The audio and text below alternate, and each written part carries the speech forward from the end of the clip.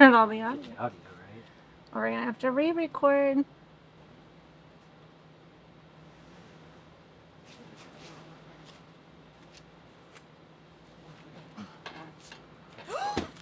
Whoa! Oh my goodness. How did that I don't know. Because you just sat down, right? That's all I thought I did. That was weird. I thought this table was centered. We're kind of off the slab, I think is what it is. Where like the table's back further and it's off the slab. So I think that's where it... Wow, your beer was safe though. Do you feel where it goes off right here? I can feel it right here if you can't feel it over there. But I don't know if we... It was like the whole table was falling, wasn't I it? know. Okay, I guess we're going to have to readjust here. Here, before you set that up again, do you want to try to sit down slowly and see if I'm that... turning this off. Oh, okay.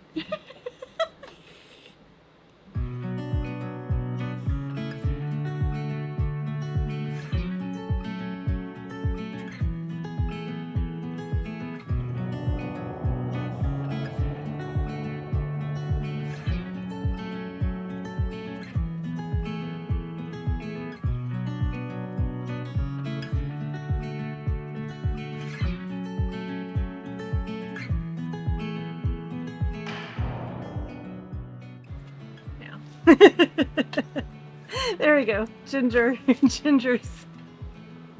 Wow. Never knew a table could fall back like that. I didn't either, especially I thought we were on flat surface here. And my batteries I thought they were dry. designed with high weight ratings, but maybe not. Must be that cushion that they had. Must be. Okay. Are you ready? So this week we decided to do something a little different and fun because we've now been on the road for a few months and we wanted to share an update of what full-time travel life has been like. So here we go.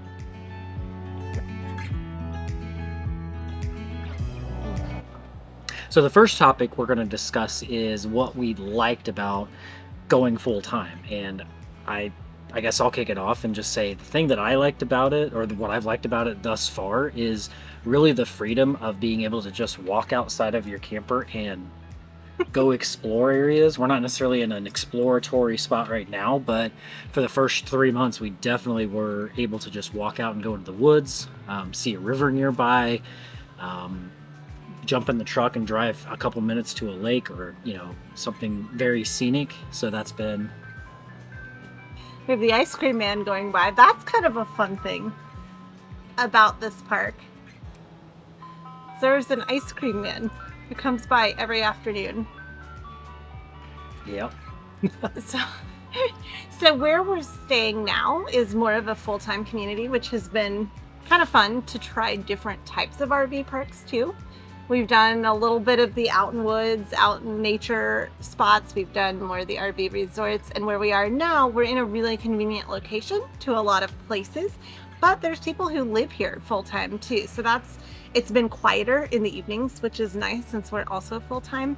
And you have an ice cream man, you have a pool, those types of conveniences that you might have in a place you're living. But yes, we're not straight out in nature, which Brandon said is one of his favorite things.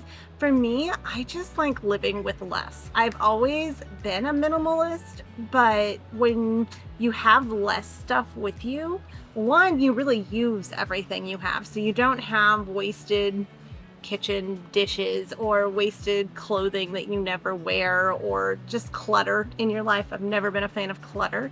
So we actively use everything we've got with us, which I think is amazing. It's also, we've had to think about the things that we purchase because we don't have a lot of storage space beyond what we're already using. So I feel like we're living a more, I don't know, we're more aware of what we're spending money on. A more minimalist lifestyle, which to me actually relieves a lot of stress because I can clean easily and I just don't have stuff weighing me down. Yeah, except for me. Except for this guy who, almost tipped over the picnic table, so he might be literally weighing me down. But I've really enjoyed that. I also have enjoyed the way we've traveled because in the past we would plan a week or two in a spot, and then we would try to conquer that vacation, me more so than Brandon even, but if we're here, I want to make the most of it. And when you travel full time, you can slow down because you've got oftentimes more time in an area. You're going to hit things more like you would if you're living there, as opposed to I've got to see everything in this place because I may never come back here. And we've gone places we would not have flown to for a week or two anyway. We've discovered some really cute little towns because we've been driving through them. So I really enjoyed that too. Anything else you like? This was kind of your idea to go full time. Yeah. So has it been what you thought it would be? Well, we'll get to that later. Oh, sorry. That's a different topic that we're going to discuss down. Brandon likes to keep me on track. I just get spontaneous and excited. So one of the other things that I have liked, just kind of doing this, is that, you know, I talked about being able to just go outside, but you can also do that with work. I've been doing that recently, just coming outside and sitting down and working out here in a different, sort of a different environment versus, you know, just staying inside or going out to the normal everyday place that we would back home. This gives you the opportunity to sit outside, get different Do you have a views, different I guess. backyard? Yeah, just a different backyard everywhere you go. So I mean, that plays into the thing that I liked about just walking outside and going and taking a walk through the woods and things like that. But you can truly just do it for, I mean, all aspects of your day, whether it's during the week for work or on the weekend. You know, like Sunny said, we've looked at different places that we never would have thought to go to, and we have really enjoyed ourselves with a lot of these places that are just sometimes dots on a map that you wouldn't think to actually go to. But there's some really cool places all over the country. But yeah, the really being able to get out and you physically kind of have to do stuff when you're in a camper. You can just stay, I guess, landlocked to your camper, but why? When you literally can just pack it up and go somewhere, or leave it and take your vehicle and go somewhere nearby and just have a fun weekend. So, well, and I think you'll find if you're a family like we are, that getting outside is super important. When we've had bad weather and we've all been inside, we kind of irritate each other, which more so than I thought we might, because we were already working from home. We were already homeschooling. The four of us are very used to being around each other. So I thought that would be easier than maybe it has. So things we dislike. Saw a recent thread where people were talking about how on YouTube RVers make it look like it's all awesome and amazing, and that's why people think they want to do it. But there are some downsides, one of those being that you're in a tight space with those that hopefully you love and enjoy spending time around, but sometimes it can be too much. And I know the first couple of weeks on the road, that was the hardest thing for me. At home, I have an office where I can close the door. I have a tendency when I'm working, I like to get really focused in my ideas, that if I'm on a roll, I don't like interruptions. And having a child eating, having somebody walking through to go to the bathroom, having a dog jumping all over me, he's not normally allowed in my office, all of those different things, the first few weeks were rough. I was ready to say, sorry, kick out the tenants who are renting our house. I have to go home. I can't handle this. As we got to nicer weather areas that I realized I could go outside, the kids could go outside, Brandon could go outside, it made that a little easier. But that is still our daughter, have a teenage daughter, being surrounded by her younger brother and her parents all the time. She also struggles with that. And I think even you do to a certain extent, although you're a little sweeter about that than we are. Well, it's more about I am not necessarily a clean person, meaning I don't pick up everything immediately after it's used. Sometimes it will set for a little bit, and I can't hide that in the camper. Like I can't, Sunny tells me 3 or 4 times a day, when are you going to do that? When are you going to do that? When are you going to do that? When are you going to do that? I'm like, because visual clutter, like I said, one of the things I like, visual clutter stresses me out. And so if I look around the room and he's left something out planning to come back to it, and I'm already stressed about what I'm working on, and then I see a pile, I really get very anxious and irritated when our daughter is still sleeping late in the day and not willing to go outside, kind of same thing. I'm pretty good about not micromanaging everybody's time, except when I'm sitting in the middle of it watching everyone else just, I don't know what the word for it is, but it irritates me. So that is something that I kind of wish we had a bigger rig or more space for me to be in a separate room from everyone else sometimes. Another thing that we dislike, you probably more so because you usually take this on, is laundry. Yeah. The inconvenience. We've lucked out. We only had really one laundry experience where like the dryers did not dry our clothes, and we've been fortunate that the laundromats we've gone to, whether they've been in the town we're staying in or at the RV park, they've all been pretty good.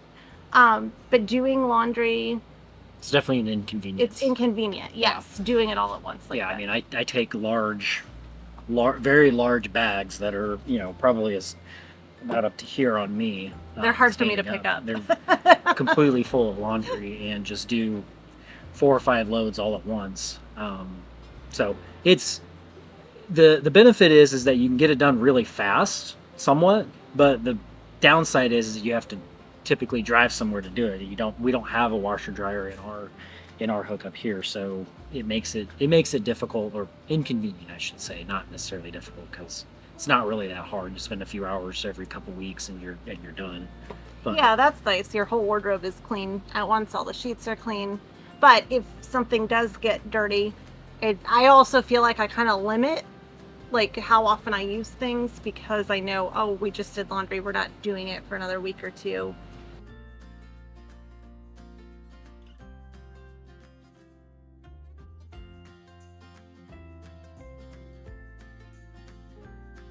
One of the other things that I dislike about the RV camping situation is the overall space, and that goes into storage, but it also goes into just the general space inside.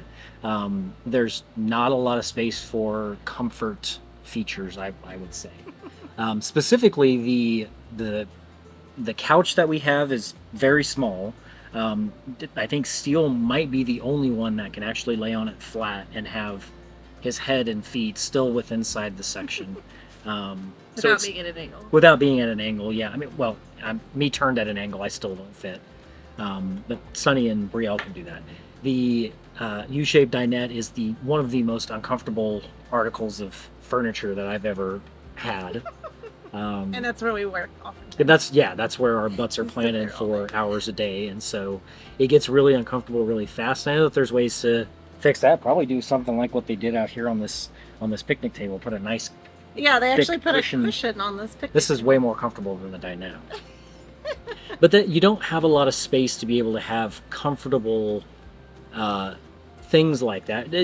It's all due to the lack of space. There just really isn't space to put in a cushy lazy boy or a big sectional sofa, things like that. You just don't have the room for it. So that's definitely one of the things I miss. That I dislike about this. Full-size furniture. Because even the bed, if I get up to go to the bathroom in the middle of the night, I'm hitting his feet that are hanging off of our bed. Yeah, because we've got an RV queen. Yeah, which for me, I'm 5'4", everything size-wise fits, but honestly, like anybody that weighs over a certain amount or is over a certain height, there's no way it's comfortable, because everything is small, and everything is a thin mattress on plywood or a thin cushion on plywood. So we added a topper to our bed. So our bed is actually the most comfortable part of the house, the RV. But yeah, chairs are not.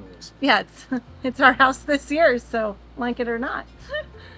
But I think those are the big things. We've never felt unsafe. I don't think really. We've had inconveniences like the laundry, or we had air leaking out of a tire that we had to fix.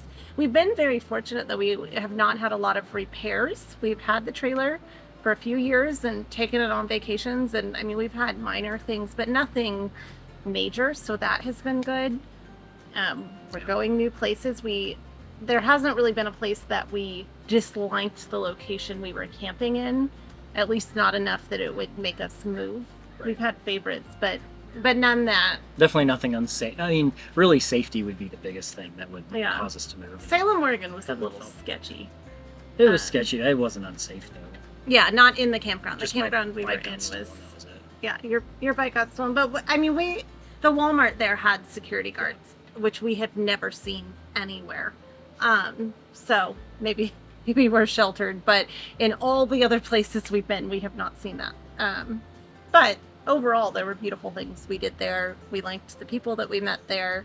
So yeah, I think you have a little bit of that no matter where you go. There's going to be good places and bad places. Yep. One thing that I failed to mention on the dislike side is mail on the road. We're using a traveling service, but it's really inconvenient and annoying if you have things coming in the mail, if you like to order packages online, if you have subscription services, whatever it may be, because you're better off probably buying those things locally, but then you have to find your way around new stores every time you go somewhere. Yep. So I dislike that.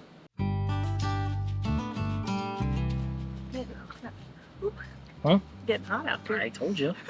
What we would do different, not sit outside on a 90-degree day. So we're going to talk about what we would do differently if we had planned this. I think for me, number one, when we picked out our trailer and our truck, we were planning on it for vacations. And so me being a minimalist, I'm also incredibly practical. So if I don't need something, like if I don't need a 10,000 square foot house, even if I can afford that, I'm not going to buy it. That's just the way I am. If I don't need designer name brand tennis shoes, I'm not going to buy them. And so our trailer is an awesome vacation trailer. Our truck is a great around town truck, and it can handle the weight of our trailer. If I had known I would be living in it though, I would have totally gone for the fifth wheel in whatever truck. Brandon knows this better than I do, the truck specifics, but whatever truck we would have needed to haul probably the biggest fifth wheel available. I'm glad that she said this one because I've been saying that in the beginning, and it sounds like she's got it now. So but it seemed like overkill for vacations, which is why we didn't. And our travel trailer does work. So I think that's something, if people think they have to have a giant fifth wheel and a giant truck, you actually don't. We've seen people, ours is 37 feet, so it's still a big travel trailer. But we've seen people all over in much smaller situations. we've seen people in class C's with like 2 or 3 kids, young kids, and dogs and everything else. So yeah, you know, if they can do it in that, you can do it in really pretty much anything. And one of the channels that we watch a lot is KYD, and they always say, or they did early on, I don't know if they repeat it now over and over again, but it's I'm trying to remember the exact words, but it's basically do what you can with what you have. And do it now. Don't wait. Right, don't wait till you have the perfect. Yeah, because if you're waiting for the perfect rig or the perfect time or the perfect truck or the perfect whatever, you're never going to do it. Right? Yeah. So if you have the means to do it now, do it now. If this is something that you're thinking about. Well, that's kind of where we got our channel name from. We didn't want to wait till retirement. We didn't want to wait till our kids were grown. We didn't want to wait till we achieved whatever milestone. We wanted to live our lives now because, yeah, theoretically we'll live a long time, but we just don't know that. We know right now we're able-bodied. We can do this. Our kids still live with us, so they get to join the fun and the adventure. So why not now is kind of where we went with that. But I definitely, had I known I would be living in it, would have gotten a bigger rig for the convenience factor of having more space, separate work areas. As far as other things we would do different, are there others? Oh yeah. So, well, not oh yeah, but yes, I have something that I would do different, and that would be to spend more time north during the summer months, because as we've gone south, we have been stuck in very hot weather, not to the degree of, Texas weather and stuff like that. People are experiencing 110 degrees and, 100% humidity. We're but like, it's not it's raining. 90. Yeah. Well, but we've had triple digits here. And I think if we would have spent more time from the route that we took, if we would have spent more time in Montana, Idaho, Washington State, then as we started to make our way south into Oregon and California, the temperatures would be much milder. So that would definitely be something that I would think about doing differently, is trying to spend more time in the cooler environments, but not so long that you get stuck in a cold environment, right? Well, I think we left at a good time. See, I was going to say we left too early because we missed some of the northern stuff because of snow. If we had delayed Well, but if we would have stayed, so if we would have stayed longer in, say, if we would have stopped in Wyoming for 2 weeks, if we would have stopped near, that would have put us 2 weeks later into Yellowstone. That would have put us 2 weeks later, and we could have stayed longer there because we kind of got snowed out. And like Sunny said, we didn't get to see everything too early. Well, in our first couple of weeks, we drove really far, really fast because I think we were so excited to hit the road that we're like, let's go see all these places, forgetting the fact that Colorado, where we live, is beautiful. We could have stayed there. We could have moved into Wyoming, like you said. Yeah. Well, one of her biggest things that she wanted was to see as much as she could all at once. So I was like, okay, we're not going to start this off and spend a month somewhere because she'll get bored and get mad at me. So we're going to go really quickly. She probably would have. So, but now I think knowing what we know, you can still, if you have the itinerary figured out roughly, we knew that we were going to get down to California. We really didn't need to do the blitz that we did, and maybe stayed in Washington for longer. And heck, if it would have known. Yeah, because we kind of flew through Washington. Part of that was lack of campsites. Yeah. So that's another thing too. Would I do it differently? We've had some very last minute campsite changes. Now, some of that, if you watch one of our videos, we talk about we got to a place and had no internet. Last week's video. Yeah, last week's video. Well, somebody might watch this 3 months from now too. When you look at the date stamp of what date this is, just look for the one that was. Watch the We Made It That's video. it. That's the one. That's it. To California. But when we first got to California, we had no cell signal. Brandon and I both work remotely and need an internet connection or we can't work. And so that we had to pivot and drive around and look for new campsites. Some others, you mentioned California. As we got into California, they're very popular campsites. And so you don't have quite as many options. We saw that in Washington in the summer as well. So if certain locations are a really big deal to you, I actually really did not care. There were some places I wanted to see, but as long as I'm where it's warm, I don't really care. I don't want to spend winter in the snow. I don't want to spend summer in blazing heat. I just want to be comfortable. And there were a few places that I knew I wanted to see, but it didn't matter when I got there. But if certain places are important to you, I love what you said too. You knew I would get bored if we sat too long early on. Kind of know yourself. Are you going to get bored, or are you going to get exhausted by constantly moving? Know your spouse. That's probably important. Well, know your spouse as well, yes, or the whole family dynamic, right? If you've got kids with you, or if you're the one trying to convince the family that this is a good idea, know what they want to do and try to accommodate it early on. And then when they figure out, okay, this isn't as crazy as an idea as what it originally was. It seems crazy at first. And we're doing this. What's the best way to do it? Right? Because once they get the hang of it, it's not so much the fact of, well, I've got to see everything all at once. It's, okay, we're in an area, what are we going to see? Cool. And we can stay there. And it's actually easier, I think, to see more things if you're not if you stay there longer. If you stay there longer. When we move through the weekends on Saturday, like it's all day travel, and I don't want to do anything after I'm spent 250 miles on the road. And if I've got 1 week there, I'm like, let's go. We've got to go see the things. If we have a whole month, then I'm like, okay, next weekend or tomorrow we'll do something small. Yeah. So that's another thing too. Like where we are now, we're conveniently located to several different things, and so that might be something to look at too. Is okay, if I find kind of a central location, now I can go out on the weekend, do fun things, come back, and then next weekend go do something cool. As far as different, something that has more to do with our house is fully vet your company who's managing your property if you're going to rent out your home. Because I think we've had some communication issues with the company who is running our home. Fortunately, I think we're good. Our tenants felt like are there's still a there. little bit of resolution the last couple weeks, but it's been a little bit of a, I don't even know if it's a learning lesson on our part or it's a learning lesson on their part, but yes, we did not realize there were so many layers of different communication with this company that we hired. I think that the ease of using their service is good. However, when things happen, you sort of have to, the company that we hired, you sort of have to walk them through sort of some logical things to get troubleshooting. We've had a couple appliances that have had minor issues that have turned into big things when they shouldn't be. So, yeah, I think that's fair. Vet your property back home. Maybe figure out who's gonna do repairs on that home or whatever. Yeah, maybe find a handyman as a backup too, just in case something happens. So if the company still manages it and will send a person out to repair an appliance, have a backup for that as well. So. Yeah. All right, so babe, what are we glad we did?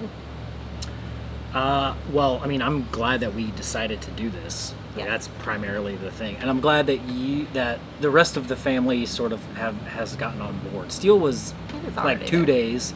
It took him about 2 days to get on board. It took you about 2 weeks. It's taken Brielle about 2 or 3 months. 2 or 3 months. Yeah, so I think she's having fun now. I think she's gotten there. Yeah, and she was having fun. It was the whole, oh my gosh, I'm not going to see my friends for a year, and us dragging her outside to do naturey things, which she doesn't love. And we know that about her. As we've gotten closer to cities and things, she does enjoy that more. Yeah. But I also question, some of it might just be 14-year-old girl.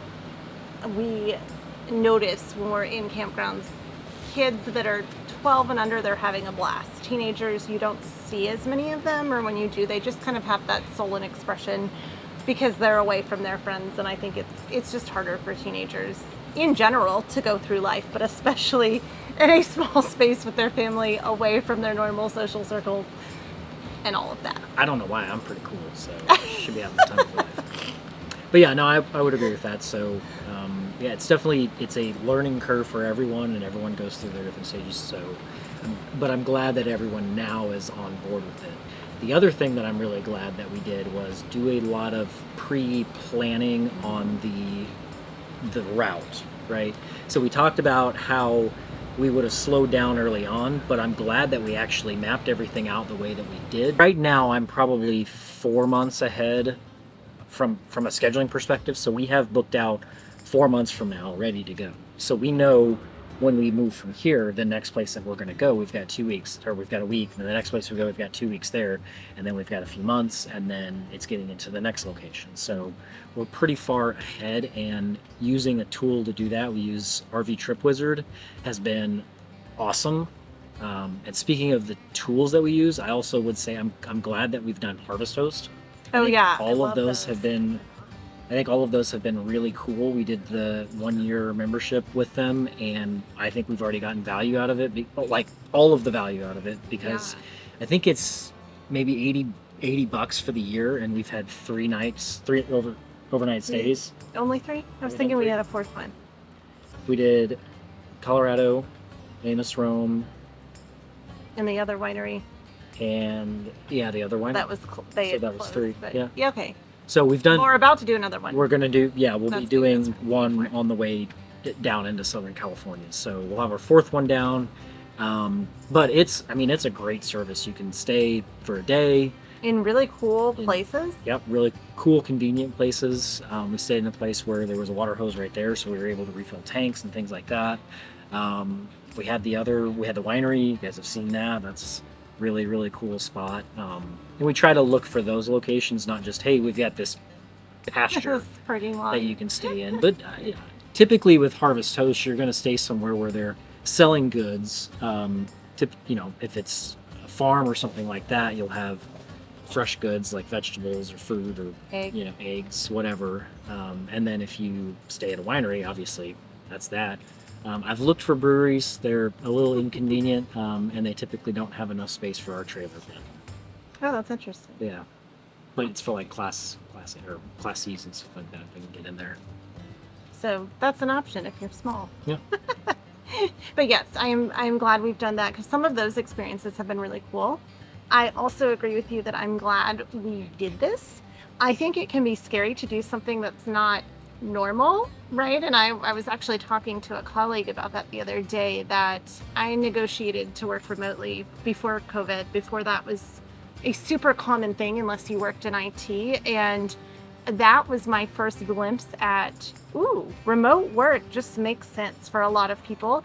Then, he finally got to go remote during the pandemic. We had already been homeschooling, so we were kind of used to being weird, I guess, in that regard. But I think when you're willing to live a life that's a little weird, you experience so many things that you would not if you were just trying to be normal. Yeah, listen, everybody is going to tell you that you're doing something crazy, and maybe it is. There weren't many people before we started doing this that took Even us. our friends who RV thought we were crazy. Well, they didn't even take us. There was a lot of people that didn't take us seriously. Like, you're not going to do that, are you? You have a house. Well, you have yeah, we are, and so I would, just ignore that. If this is something that you want to do research, but do it. And if you're not sure you want to do it, I wasn't sure I wanted to do it. We have watched RVers on YouTube for years because we needed to know how to handle our black tanks and how to do all the RV how-tos.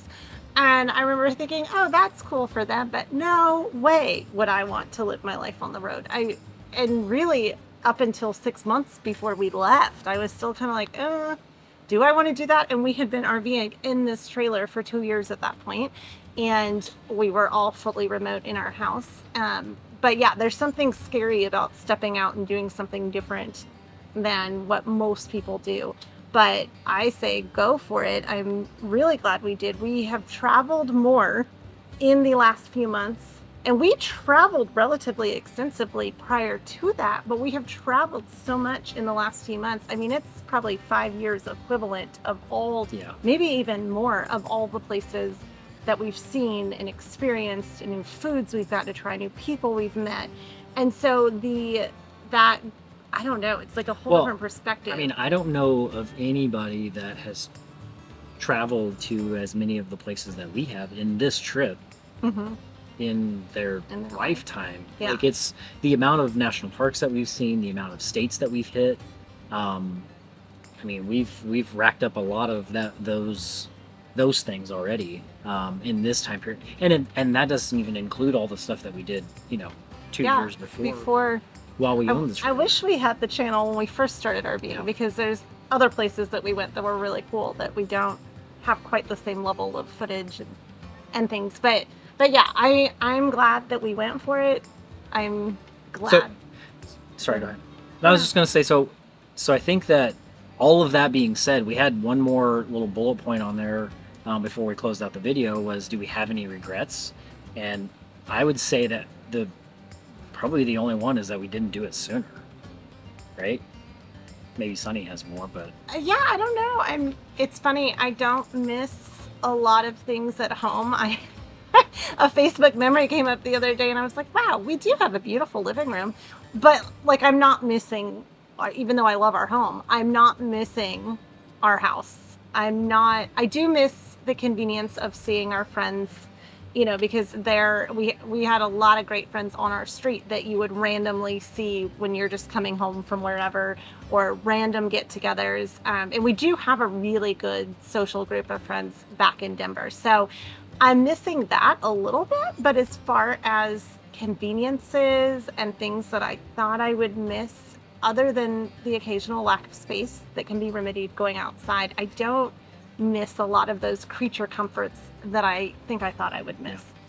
And yeah, I am glad we did it. I definitely see Brandon and me traveling a lot once the kids move out. I think with Brielle being in high school, she'll be the one that'll pull us back to our home for maybe a year or two, but I can see her graduating, moving out, and then the three of us hitting the road again for a very long full-time period, or definitely Brandon and me when both kids are grown. Or just me. Depends on how everyone responds in the next few years. I don't know.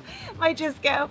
But we have kind of flexed what our original travel plans were in our itinerary, and I'm not locked into we have to be back home just because our house is available again, which early on, that was kind of my fail-safe, right? Of, oh, if I hate this, I have that date that I can get back to my house.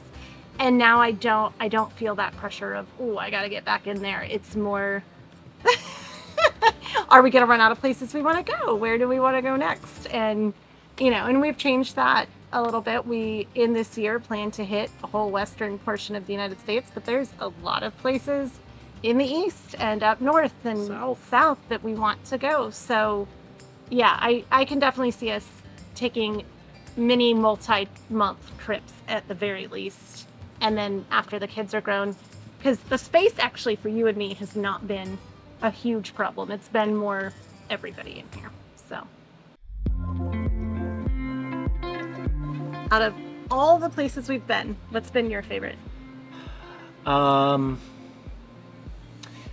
Probably Coeur d'Alene.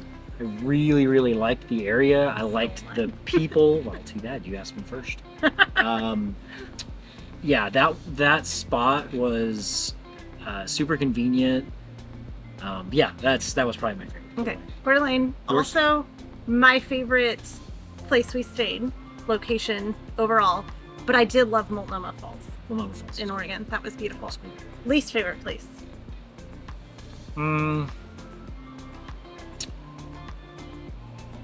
I'm not gonna steal yours. I know which one yours is. Was it also yours? No. Oh, okay. We stayed in a. This one isn't really fair because it was really just a highway jut off, but it was still. I mean, it was cold, so it was one of our first stops that we made on our way up to our first long stay. When we stayed in Wyoming, we had a one overnighter off of the highway with nothing. It was highway. There was some grass over here, and it was a gravel lot, super windy because it's Wyoming, and it was cold. That was probably my least favorite spot. I had forgotten about that because it was just an overnight. For me, it was Missoula, Montana. Knew I was so excited about it. Everything went wrong. We also had that was the first RV park we've stayed at, probably the only one we stayed at, where the host was super rigid about his rules. And I felt like we couldn't have fun there, also near the highway. So Missoula, I might give it a chance again, but probably not.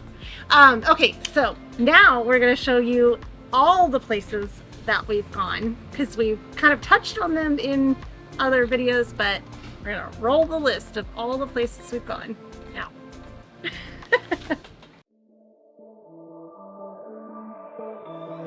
Put all your stuff away and check out for the day.